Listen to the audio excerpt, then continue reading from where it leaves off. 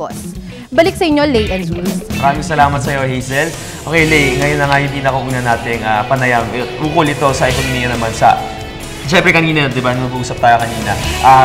Maraming mga pagsubok na pinagdaanan yung bansa, especially last year. Ngayong taon may 2 bagyo nang pumasok sa ating bansa. Pero ngayon, titingnan natin kung kamusta na nga ba yung ilagay ng ekonomiya natin. Kaya ngayong umaga, mga boss, makakasama natin ng isang business consultant. Walang iba kundi si Professor Monsi Cirano. Good morning, sir. Good morning po. Alright, sir. First off, kamusta na po ba sa tingin nyo yung ekonomiya ng ating bansa?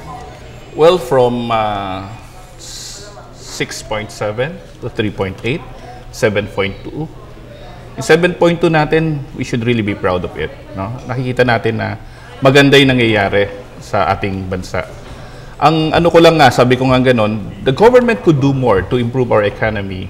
And siguro if they would be able to develop a lot of economic programs that would create jobs, that would entice a lot of investors to come here in the Philippines, yun yung mga bagay na kailangan tignan ng gobyerno.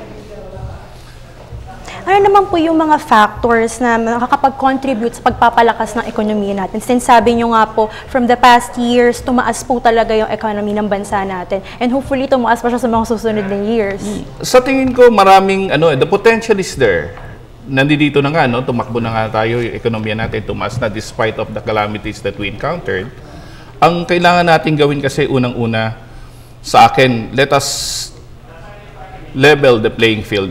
In retail alone, sa tingin ko nga, yung ibang retail companies dito sa Philippines, walang competitors. Let's say, if we'll be bringing in Carrefour, Tesco, Walmart, and other companies. Yun ang maganda yun. Magkakaroon ng competition, bababa ang presyo. Marami magbe-benefit dyan. Magkikreate ng maraming trabaho para sa atin. No? Kasi ano ba nangyayari sa retail dito? Contractualization. If the employment is not sustained, walang job security, it affects the economy. Second, kailangan din natin gawin, sa tingin ko na natin dyan, yung ating mga small businesses, kunyari, gawin natin cottage industry. Like ako, tumira ako sa Tawi-Tawi for some time. Nakita ko yung seaweeds industry doon. Sino nagko-control ng seaweeds industry doon? Karamihan mga foreigners. No?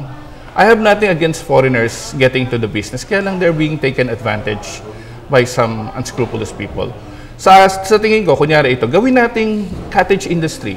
Let's say, DA, di ba? Department of Agriculture can provide drying machines para magumanda yung quality nila, hindi yung sun-dried.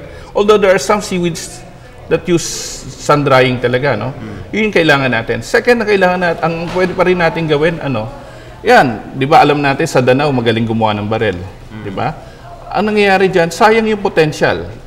Pag kinonvert yan into cottage industry, maraming matutulungan yan. Mga paputok sa Bulacan, Copra, yung ating Copra business, we are the biggest, 12 million. We are the biggest in the world. Pero saan napupunta yung Copra natin? To the medium-sized farmers. Ibig sabihin, sobrang pwedeng maraming gawin para ma-boost ang economy natin. I don't think we will just hit 7.2. We could even more. Kung gagawin to sa economic programs. Ayan, sir. So, maganda marami ng mga suggestions or mga pagtanaw na nababanggit si sir. Pero sir, gusto ko sana balikan yung nabanggit natin kanina, simulain natin na syempre maraming tragedies na pumasok sa Pilipinas, lalo na case in point yung Yolanda, na yung NEDA, pagtanaw nila dito na dahil nga sa mga pumasok na bagyo, inaasahan nila around 6 to 7% lang yung growth na economy natin. So sir, ano po ba yung factors kaya pumalo pa rin to ng 7.2? Yun nga, sa akin, of course, natin yung ating mga OFWs, yung continuous influx ng dollar sa atin, although yun nga, may may talaga yan, effect talaga sa atin, ang laki yan, continuous yan. How many millions OFWs do we have? We have around 10 millions. So isipin nyo yan. So isa po talaga sila sa pinakamalaking contributor ng pag-angat ng ekonomiya natin. Yes, and the BPOs, let us not be call centers, malaki yan, Tapos yung mga direct investment kasi yun kailangan i-improve natin What was the last company that came here?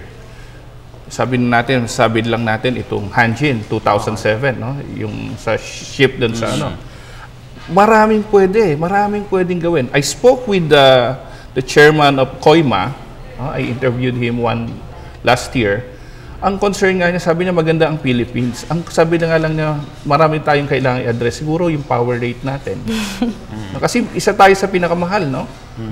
We are top 10 most expensive power dito sa buong mundo. Nakakalungkot, no?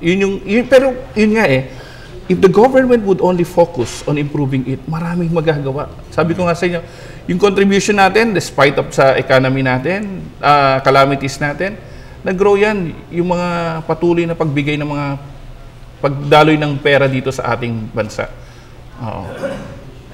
When it comes naman po sa ating mga, na-mention niyo po yung mga trabaho na may improve pa, yung mga BPO companies po ba sa mga susunod na taon ay sa tingin niyo mas aangat pa yung ekonomiya natin dahil sa kanila? Yes, oo. Nakakatuwa nga, no? Last year I was in the States. Nakita ko na ang Michaels, no? It's a famous retail store in the US. Dati kasi sa India sila. Ngayon nilipat na dito sa Pilipinas. Kasi one of the managers there, yung Filipino, kaibigan ko, kaya niloloko siya ng mga colleagues niya. Sabi niya, siguro ikaw nagdala ng BPO ng Michaels sa Philippines. Kasi magagaling tayo. Filipinos are really good. No? Marami tayong pwedeng gawin. Okay, sir. Since napag-usapan na natin kung ano-ano yung mga possible na gawin syempre natin government para sa lalong lumago pa ekonomiya natin, ano naman po ba yung mga kailangan natin paghandaan if ever na maging factors, if ever magpabagal ng ating ekonomiya? Ang anuhin natin yun nga yung so much politicization. Yun ang, in any countries, no, it's not only prevalent in the Philippines. Pagka, nakita natin sa States, di ba, yung Obamacare, how it affects their company, no? Sa atin din, yung kailangan natin masyadong mapolitika, no? Kailangan iwasan natin yung ganyan. And let us also, of course, yung corruption, no? We have to address it. Minsan kasi it turns off a lot of prospective investors. No? The government should be, should be serious. Nakikita ko naman, ang Pangulo natin, seryoso siya. Kaya lang, syempre, you cannot control everything. Sa akin, in several projects that we have, like yung mga trains na tinatayo, no? Minsan pa bago-bago ang isip, ito yung gusto mangyari, ito yung ayaw, tapos bago na naman. Doon nakaka-turn off kasi because these foreigners do not think that way. Tayo Pinoy, maintindihan natin yun. Pero sa mga foreigners, you mean business? Okay. No? Don't vacillate. Put your foot down. Yun yung mga kailangan natin gawin. And kita na lang natin, no, on some government agencies, sabi nga natin, yung mga plate numbers, sabi ng isang kaibigan ko foreigner, no? Sabi niya, plate numbers, stickers, sabi niya, wala pa. What's happening to your government? Kailangan i-improve natin yung process natin para ma-create natin ng maraming investors na ma-encourage sila. Pag nakita lang we're being managed very well, gaganda talaga. Okay.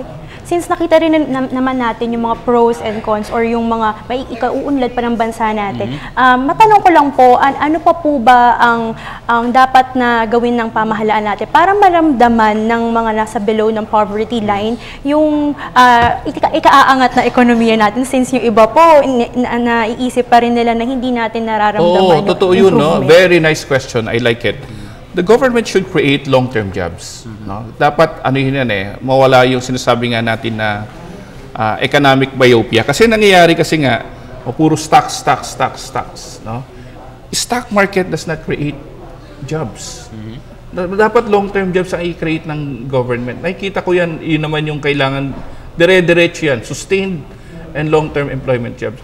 If all these infrastructure projects will be implemented, it will create long-term jobs. No? Kasi hindi talaga nararamdaman ng tao. Sabi ko nga sa inyo, while our economy is growing, no, inversely proportionate sa unemployment.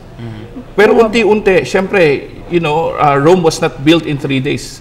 No? Kailangan, yun nga, long-term projects din ang iisipin. And I hope, no, by the time that the term of President Aquino ends, marami na tayong na-create na jobs for them. Long term, yun ang isipin natin palagi. Huwag yung stopgap jobs ang i-create natin. Yeah, so let's really hope na mag-trickle down siyempre sa lahat ng sectors itong paglago ng ekonomiya.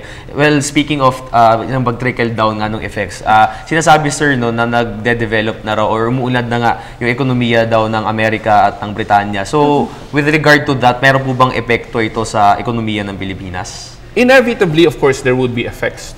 Ang ko lang kasi, gusto ko lang personal vision ko for the company that we would be able to stand alone without being dependent so much kasi di ba dati ang axiom was, no, when the America sneezes, the whole world catches the cold. No, it does not follow anymore kasi there are already emerging countries. No? Yun sana sa atin eventually would be able to, you know, stand alone. No? Marami tayo, exports natin, palakasin natin. Thailand, Vietnam, no, they've been depending on their export very much. Labor exportations, wala, very minimal sa kanila kasi they create a lot of jobs. If we will benchmark from them, I tell you, we're far better off than them. We're far better off than them. Yun yung kailangan maging model sana natin. Alright. So, syempre, no, nakita natin na merong epekto yun. Pero maganda yung sinabi ni Sir na syempre, we could stand alone na kaya naman natin umulad as an independent na tayo-tayo lang. So, syempre, actually, Lay, no, sobrang daming programa ng gobyerno natin kung paano, syempre, mapapaunlad yung mga small and medium enterprises. So, Sir, paano po ba yung effect nito sa general economy natin? Para at least yung mga viewers natin na may mga sariling businesses, malaman nila na merong ambag yung mga ginagawa nilang kalakalan syempre sa ating ekonomiya. Of course, yung ating SMEs malaki ang naitutulong talaga niyan, no? Ilang SMEs meron tayo? Marami, no? Ang importante lang din natin kasi minsan, no, sabi nga sa inyo, I taught in the entrepreneurship program ng LaSalle, no? Is a post-baccalaureate degree. So nakita ko, these are young business owners. Ang nakita ko kasing one of their wishes, sabi ko nga ganun, na ma-hasten natin yung processing ng, mag-set up ka ng business, no? Like, we live in Canada for some time. Nakita ko doon, sabi ni kwento nga kanina, no, na apply ka ng business sa Canada online. No? In 15-20 minutes, i-email na sa'yo, may business certificate ka na. Ganun kabilis. Ganun po kabilis. Oh, ganun kabilis. Sabi ko nga, we can improve further. Doon na may barcode na tayo. No? Dapat may barcode na. Yun na lang kulang nila. That serves as your business permit. Tapos yung original na receipt nila, papadala nila sa'yo in 3 to 10 days. Okay. Alam mo, late tingin ko possible na marating ng Pilipinas, especially now, Sir, no, yung pag-ulad with NBI, possible na kumuha ka ng mga forms through the internet. Puro online na. So, we are really hoping na pati sa kalakalan kayang mangyari yan. Since nag-improve naman na lang talaga ang ating bansa, lastly na lang po, ano po ang ating mensahe sa ating mga audience natin? Sa akin, let's not give up, no? Let us not try to be dependent on our work. Let's create a lot of entrepreneurs in our country para sunod-sunod, no, magka-create tayo ng mga trabaho. Unti-unti, no, kahit na unti lang kita natin, kung titignan natin, malaki ang magagawa nito para sa ating bansa. No? Sabi nga gano'n, ang bariyang pinagsama-sama lalago, no, para sa ating bansa. At yan po, maraming salamat po ang ating business consultant na si Professor Monsi Serrano. Thank you so much, Sir. Welcome. Ayan, Lino, sobrang dami natin natutunan. Sana lahat ng mga businesses natin dito sa bansa ay lalo pang lumago dahil in the end, merong epekto sa kabuang ekonomiya ng ating bansa. Okay, so mga boss, maraming pa tayo pag-uusapan. Lahat ng yan sa pagbabalik ng Good Morning Boss.